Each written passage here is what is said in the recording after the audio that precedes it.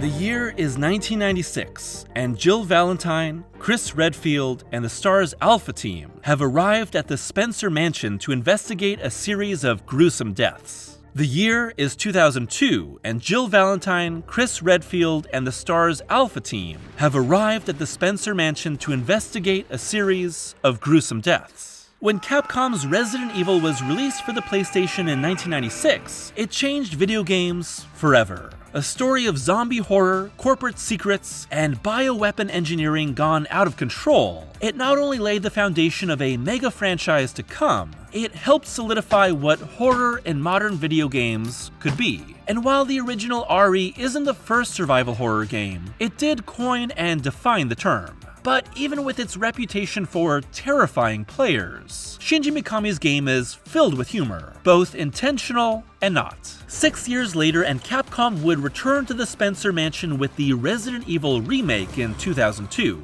updating not just the graphics, but its approach to horror. Mikami's return would create a truly scary game, and in the process bring about the definitive version of that fateful night in the Arklay Mountains. RE1 and Remake, while telling the same story and giving players a quintessential survival horror experience, are vastly different in tone and execution. Separated by little more than half a decade but massive changes in the video game landscape, these two versions of the same game have come to define the series. Here, we'll explore the origins of both versions, their gameplay styles and story changes, how they interpret and create horror differently, and how Resident Evil 1 and Remake came to define the two sides of a blockbuster franchise.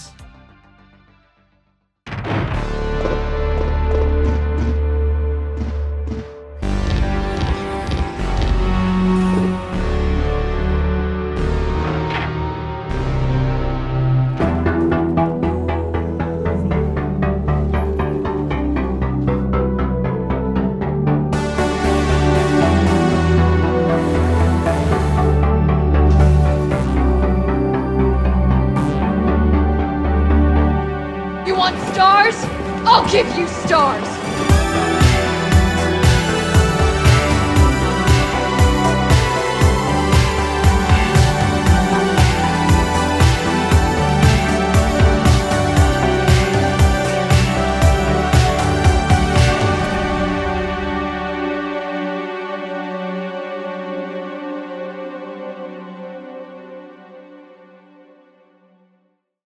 Resident Evil sees the Alpha team of STARS, an elite special forces division of the Raccoon City Police Department, investigate the mysterious Spencer Mansion after Bravo team disappeared during an earlier investigation regarding a string of brutal, cannibalistic murders in the area. But when Alpha Team is attacked by a pack of ravenous dogs, they're forced to take shelter in the mansion. What follows is a desperate search for answers and escape, as the player chooses to be either Jill Valentine or Chris Redfield, both providing somewhat different abilities and alternate events that ultimately lead to the same conclusion. In either case, Resident Evil is designed to provide players with the ultimate survival horror experience. But the roots of RE start in 1989. With the release of Sweet Home by Capcom for the Famicom, an adaptation of a horror movie of the same name and directed by Tokaru Fujiwara, with players trying to escape a haunted mansion full of monsters, traps, locked rooms, and secrets, you can see the DNA of RE already taking shape. But Sweet Home is a top-down RPG. Fujiwara's passion to make a horror game is what led to Sweet Home's licensing and production, but it ultimately underperformed, leaving the creator unsatisfied and ultimately looking to still scratch that horror game itch.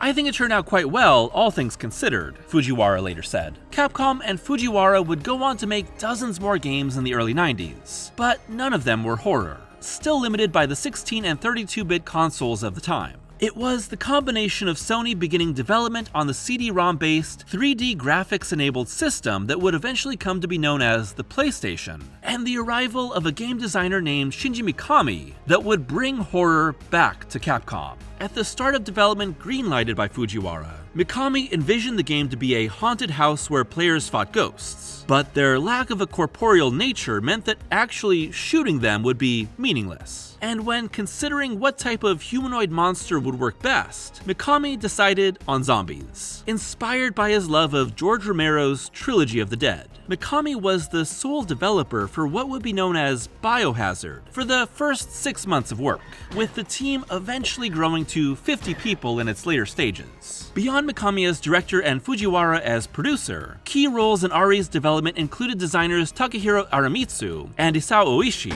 programmer Yasuhiro Anpo, writers Kenichi Iwao and Yasuyuki Saga, and composers Makoto Tomozawa, Koichi Hiroki, and Masami Ueda. And when you talk about the original Resident Evil, you have to talk about its control scheme and visual design.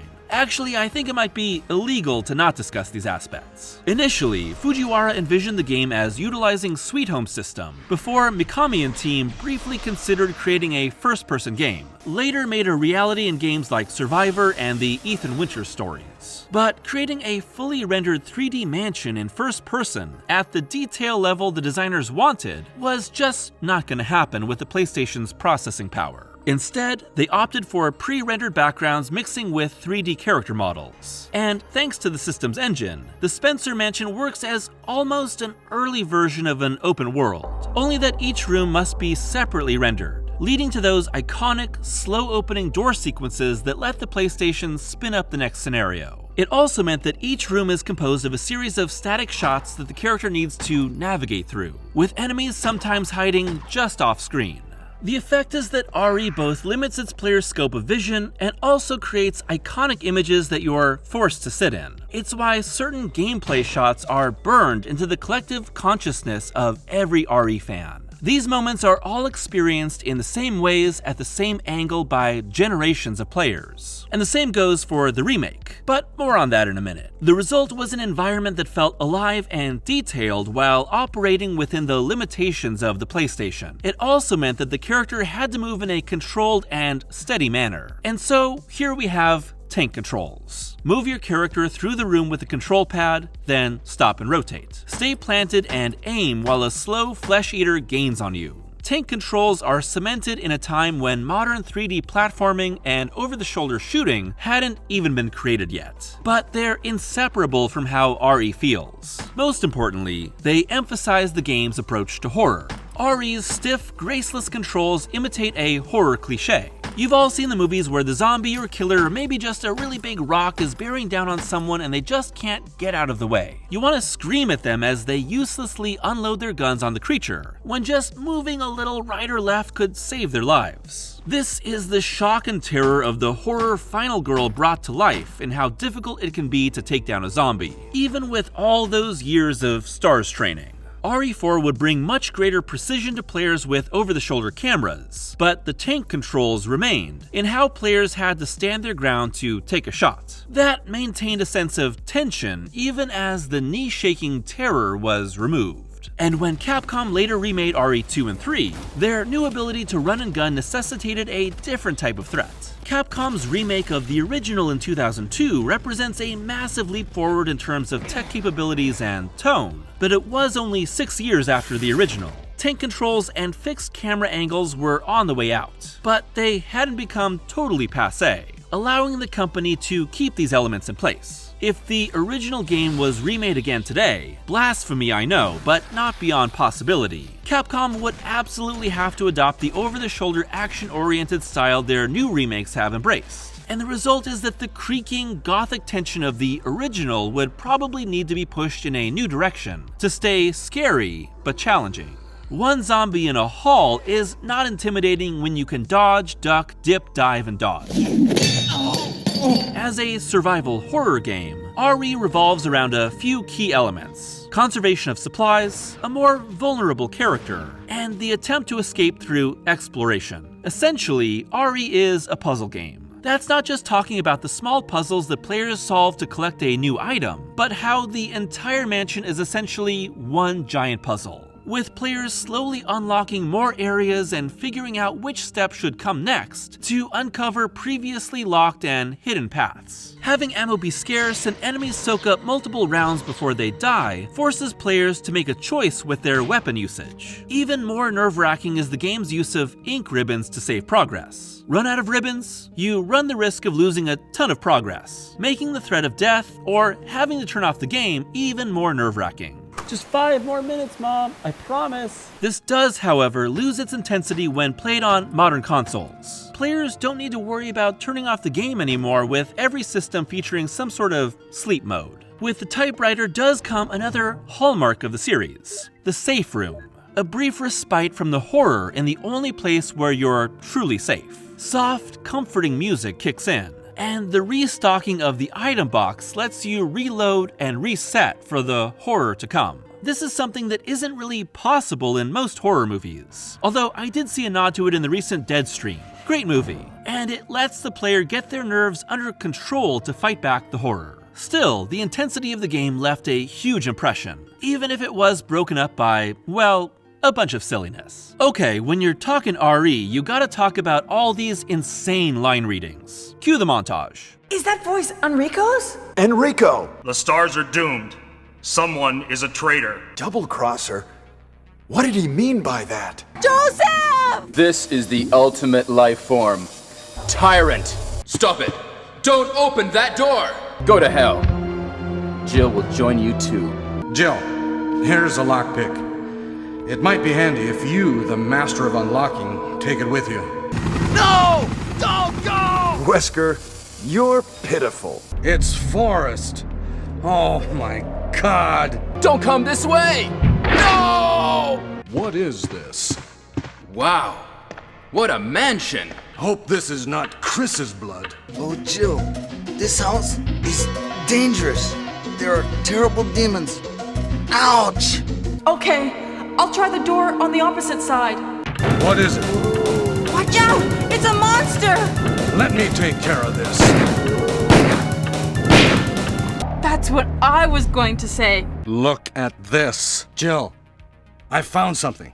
But just take a look at this. That was too close. You were almost a Jill sandwich. You're right. Hi, Barry. I heard someone talking. I didn't know that was going to happen. Sorry. Damn you! No! Richard! Jill, be careful. Enrico!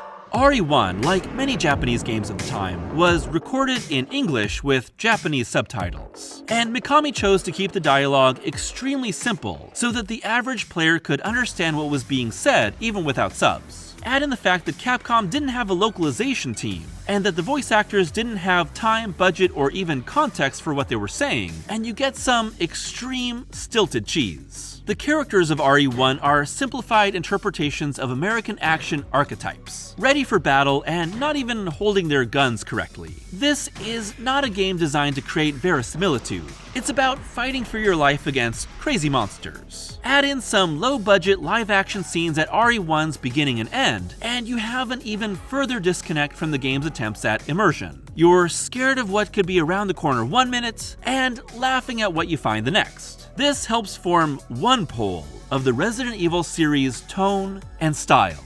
The debut of Resident Evil, the US title was voted on internally at Capcom when it was determined that the term biohazard would be hard to copyright. Mikami still hates it. Was the success Capcom needed, with more than 2.75 million units sold.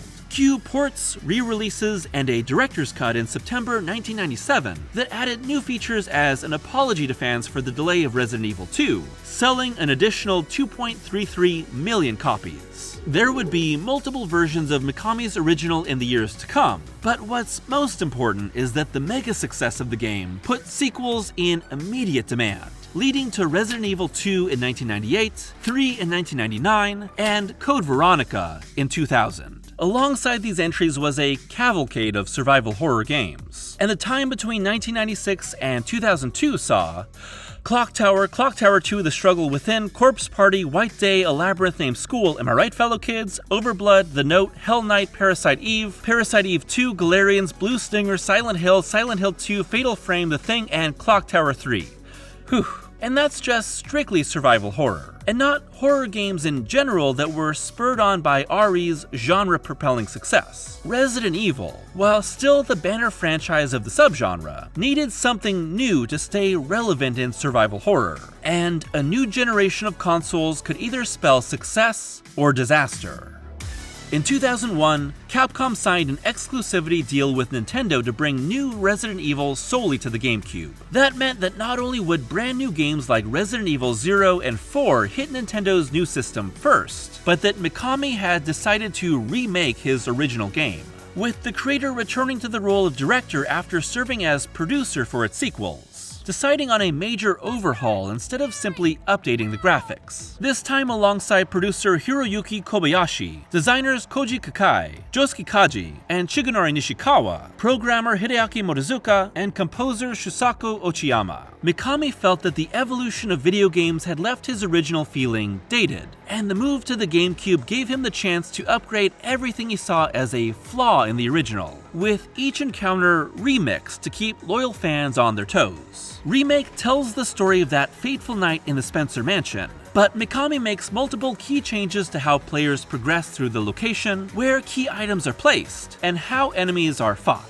The GameCube also provided a leap forward in graphics capabilities, making each room photorealistic, complete with layers of effects that provide wonderfully atmospheric lighting and much more realistic characters that used models for their designs. 2 decades later, and this thing still looks great. But most important is the change to the game's overall tone. Gone is the clunky and unintentionally hilarious script and poor voice acting, replaced with much better writing and acting, although some of these line readings get strangely wacky and tonally inconsistent toward the end. Jill and Barry together. In hell. The characters are much more subdued.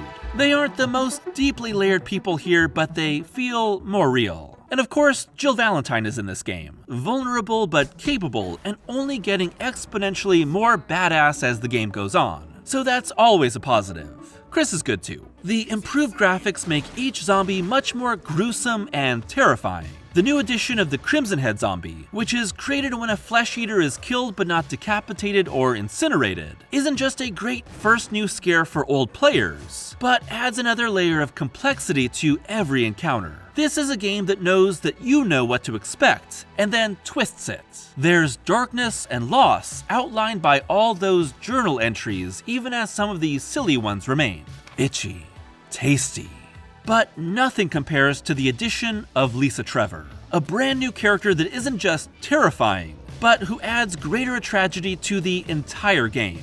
Detailed by journal entries, Lisa was a young girl whose entire family was experimented on by Umbrella, and as the only survivor, was left locked up in a shack for decades. Her mind gone and her body a twisted mess. Our encounters with her force us to run, but they also illustrate her as a Bronte-esque character, only locked underground instead of the attic. As we uncover more information, Lisa changes from terrifying monster to tragic victim, choosing to die when we uncover the skeleton of her mother in a final battle. Mikami's remake is played for straight horror. There's no satirical comedy, groan-inducing line readings, or outlandish caricatures here. And I'm not ashamed to admit that when I first played this game as a kid, it scared me so much that I couldn't finish it. I couldn't even get that far. That somber and ominous opening of the zombie rising from underneath its death shroud isn't just a statement on Ari's rebirth, that isn't just the opposite of the original's cheesy but classic eye zoom. It terrified me.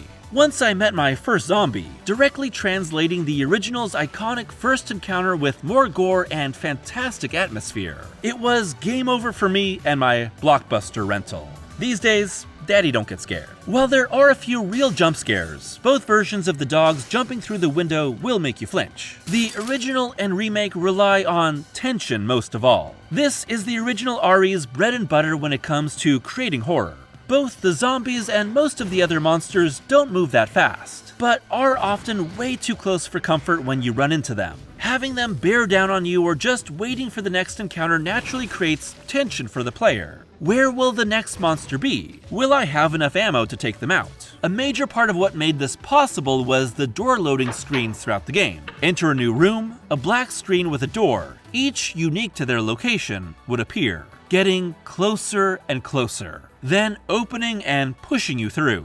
Anything could be behind that door, maybe even right in your face. But there's no way to know until you face your fears. Horror generally operates in two modes. Something terrible that comes to you, forces itself on you and your life without provocation. Think slashers or home invasion or even most zombie movies. Or something terrifying that a character finds themselves drawn into, almost demanding the horror to happen due to their exploration. Think ghost stories or really most supernatural horror. While Alpha Team is attacked by zombie dogs in the woods and forced inside the mansion, the player and the character of their choice decide to push further into the survival horror. This is a game after all. You have to be an active participant for it to work. And in this way, the original RE feels more like a classic haunted house story until its second layer of horror is revealed. But we'll get to that in a second. Aesthetically, the Spencer Mansion has all the trappings of a haunted house. Gothic architecture, a never-ending thunderstorm outside, hints of decades of tragedies within its walls, and strange puzzles that reveal hidden passageways. Underneath, Umbrella's labs and the discovery that the corporation has been experimenting and victimizing people for decades turns into sci-fi horror and the genesis of man-made monsters. More like the unstoppable force of the Terminator or the exploitation of Weyland-Yutani in Aliens. These dueling takes on terror make that creepy mansion feel like a facade, an easy way to dismiss the monsters as unexplainable creations of fantasy. The experiments of Umbrella, backed up by supersized animals, the fast hunters, and the unnatural chimera, are what make RE's horror so unique.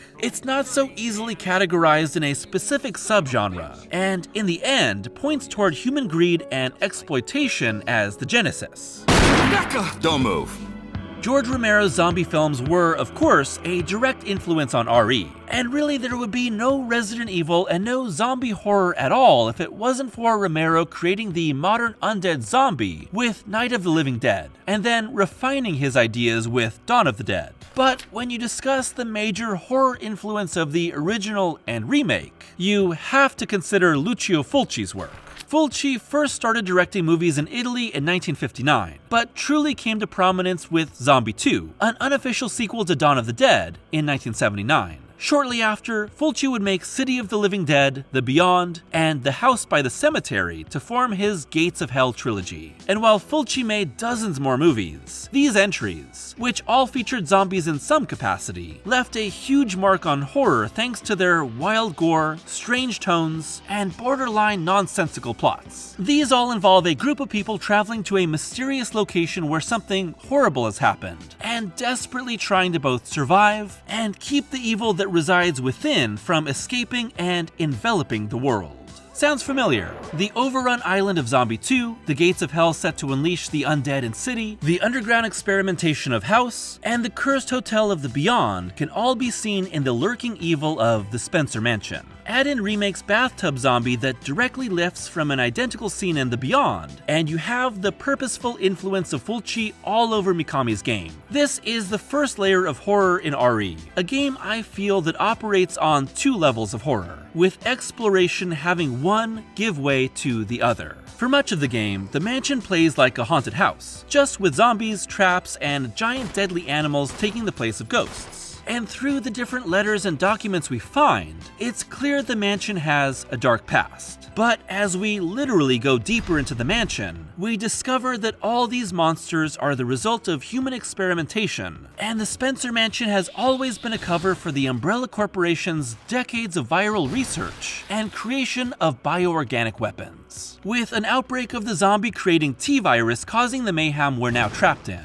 As Chris and Jill make their way through secret labs and hidden facilities, the horror of Resident Evil transforms from supernatural to sci-fi. This is no longer an unexplainable terror from the dark, but the result of greedy corporations and a disregard for human life. Albert Wesker is, of course, the avatar of that corruption, being an Umbrella double agent that has used STARS as living bait in order to collect all the data he needs for the corporation. But Umbrella's betrayal and expenditure of everyone working at the mansion underlines the game's criticism of heartless corporations. And with Umbrella being the big bad of most of the series' first decade of games, Resident Evil has a huge focus on the individual fighting back against corporate exploitation. Of course, all this talk of the Spencer Mansion, T-Virus, and Umbrella points toward another major element of RE established in the first game: massive amounts of lore and history that are defined by both mainline and spin-off games. Depending on what you like in a story, RE's huge amount of backstory, viral evolutions, mysterious characters that link multiple games but are rarely seen, and decades of organizational hierarchy can be a love-hate relationship.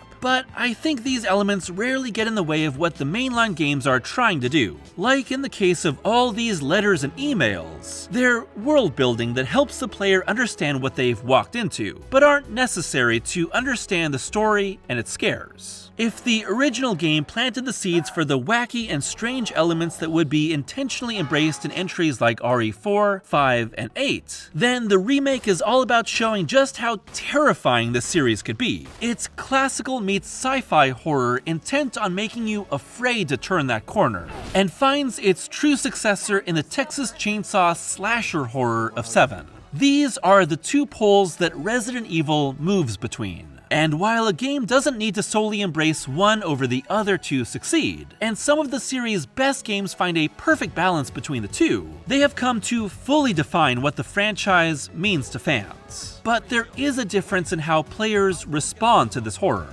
Horror video games trade on many familiar rules and tropes established by famous movies that cover similar ground, but create and respond to fear differently than the passive mediums of film, TV, and novels. Instead, making players active participants in the horror creates a greater sense of dread and bigger scares. This is essentially happening to you after all, but it also provides a sense of empowerment not possible when strictly an audience member. At the time, I recall the film Dawn of the Dead. I loved that film, said Mikami. It was unfortunate, as far as the audience was concerned, that they couldn't survive. But with a game, the players could use their own techniques and thinking in order to survive the experience. The progression of not only gaining stronger weapons but improving your skills as a player directly translates the experience of so many horror final girls. It's a self-empowerment that allows you to face and overcome your fears. RE's multiple modes, different scenarios, and rewards for more successful speedruns directly encourage that self-empowerment and the reduction of a player's fear. The early encounters that once terrified us become familiar obstacles that dedicated fans love, but are no longer frightened by. And that empowerment is a running theme throughout the series. Jill goes from a terrified young cop in the original to a badass monster slayer in Nemesis. Chris changes from a stoic survivor to a boulder-punching action hero. Leon transitions from overwhelmed rookie to veteran world saver. It's also probably why I think the Tyrant is a somewhat underwhelming final boss. Don't get me wrong, the big guy looks awesome, representing the pinnacle of Umbrella's scientific violations and hubris, but the battle is pretty underwhelming if you have any experience or a decent weapon, which, by the end, you should. Still, it's satisfying to blow this guy sky high. With Chris, Jill, and hopefully Rebecca and Barry if you did it right, flying away to safety with the mansion destroyed, both versions of Resident Evil would end on a happy, peaceful note. But Remake didn't get quite as happy of an ending when it came to its sales. Remake would sell around 1.35 million copies on the GameCube, a massive step down from every previous entry in the series, and largely limited by the low sales numbers of Nintendo's system compared to its contemporaries. Remake would go on to sell millions more over the years via continued ports and remasters and be loved by fans. But combined with RE0's disappointing sales, it signaled to Capcom that something needed to change. The Resident Evil remake is actually one of my favorites of the series, but it didn't sell very well, Mikami said. Maybe there there weren't many people ready to accept that. Because of the reaction to the Resident Evil remake, I decided to work more action into Resident Evil 4. Resident Evil 4 would have been a more scary, horror-focused game if the remake had sold well. With Resident Evil 1, 2, 3, and all the rest of the series before Resident Evil 4, I was always saying to the staff, scaring the player is the #1 thing. But for the first time in Resident Evil 4, I told the team that fun gameplay is the most important thing. Then the second thing would be nothing. And then the third thing is to be scary. That all came out of the commercial failure of the Resident Evil remake. And then of course, Resident Evil 4 sold really well. I have kind of a lingering trauma there, because the Resident Evil remake didn't sell. All these years later, and I can confidently say that Remake has not only supplanted the original Resident Evil as the definitive version of the story, but is both one of the greatest Resident Evil games and survival horror games ever made. But without the innovation, success, and stumbles of Mikami's original, it would never exist. And no matter how scary, how silly, how grounded, or how outlandish any game after became, it all comes back to that fateful night in the Spencer Mansion. Both of them.